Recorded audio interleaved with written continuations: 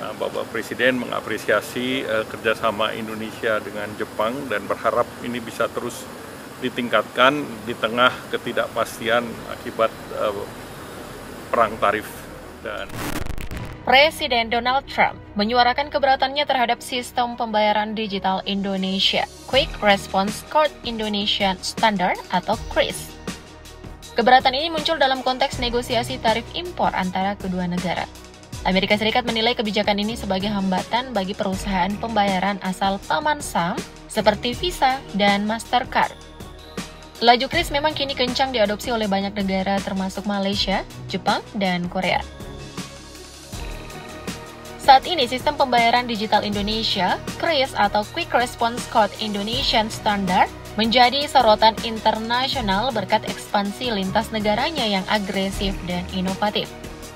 Dengan mengintegrasikan teknologi pembayaran berbasis QR Code atau QRIS, tak sekedar mempermudah transaksi domestik, tetapi juga memperluas jangkauannya ke berbagai negara. Langkah ini menandai kemajuan signifikan dalam upaya Indonesia memperkuat posisi di kancah ekonomi digital global. Melansir dari laman resmi Bank Indonesia, QRIS antar negara adalah sistem pembayaran lintas negara atau cross-border payment berbasis QR Code yang mampu dipakai untuk transaksi lintas negara. Kehadiran QRIS memang bertujuan untuk membuat transaksi menjadi mudah dan efisien. Selain itu, ada catatan digital yang bisa diakses oleh konsumen maupun penjual. Lebih dari itu, Gubernur BI, Peri Warjio, menekankan bahwa QRIS diciptakan dengan tujuan meningkatkan inklusi keuangan dan kesejahteraan masyarakat. Peri juga menyebut sistem QRIS memakai standar Global European Master Visa yang ditambahkan pemrograman kode atau coding bahasa Indonesia. Nah, sejak pemerintah Indonesia meluncurkan QRIS pada tahun 2019 silam, cara pembayaran ini relatif mendapat respon positif dari masyarakat Indonesia. Kode digital ini menawarkan kemudahan transaksi antara pembeli dan penjual, sehingga pembeli tak perlu lagi repot-repot membawa banyak uang di dompet atau mencari ATM hanya untuk tarik tunai. Melalui QRIS, kini Indonesia dipandang berhasil mengalahkan dominasi Visa dan Mastercard sebagai sistem transaksi keuangan. QRIS yang merupakan hasil karya anak bangsa Indonesia, menyatukan semua sistem perbankan dan semua sistem merchandise dari mulai yang paling kecil sampai yang paling atas. Hadirnya QRIS, negara tak bergantung lagi oleh keuangan global. Tak dipungkiri sebelum ada QRIS, transaksi domestik dicatat dan dikendalikan oleh Amerika. Apa nggak ngeri tuh guys? Nah sekarang QRIS pun menjadi hal yang sangat menakutkan bagi Visa dan Mastercard. Dengan QRIS, semua platform perbankan termasuk semua electronic money bisa tergabung melakukan transaksi dengan QRIS. Nah, perluasan QRIS ke Jepang dan Korea Selatan pun merupakan hasil dari kerjasama antara Bank Indonesia dengan otoritas keuangan setempat. Di Jepang, BI telah menandatangani nota kerjasama dengan Kementerian Ekonomi Perdagangan dan Industri untuk menghubungkan QRIS dengan sistem GPQR. Sementara itu di Korea Selatan, kerjasama dengan Bank of Korea memungkinkan penggunaan QRIS dalam transaksi lintas negara. Dengan QRIS antar negara dalam transaksi tak perlu lagi mengkonversi atau menukarkan mata uang saat berbelanja ke negara yang dikunjungi. Cukup dengan memindai QR Code. Artinya transaksi yang dilakukan langsung memakai mata uang lokal tanpa ada penukaran dolar Amerika Serikat. Nah, tercatat sudah ada 13 negara yang mengadopsi QRIS seperti Mimin katakan sebelumnya. Di samping Jepang dan Korea Selatan, sudah ada Singapura, Malaysia, Thailand, Laos, Brunei Darussalam, Filipina, Vietnam, India, China, Arab Saudi, dan Uni Emirat Arab. Nah, ekspansi ke banyak negara ini menunjukkan komitmen Indonesia dalam mendorong konektivitas pembayaran digital.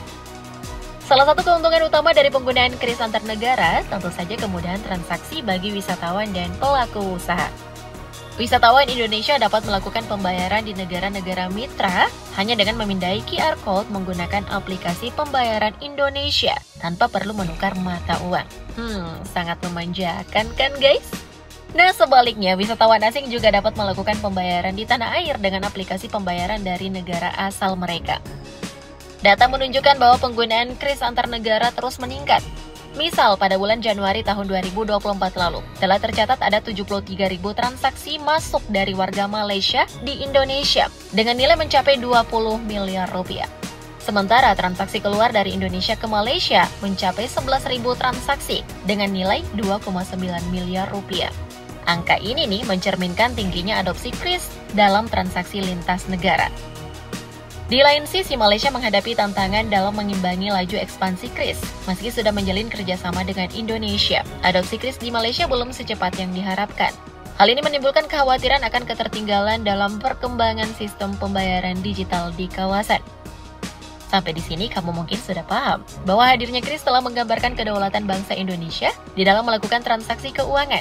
Bukan hanya menguasai data, tetapi juga fee akan masuk.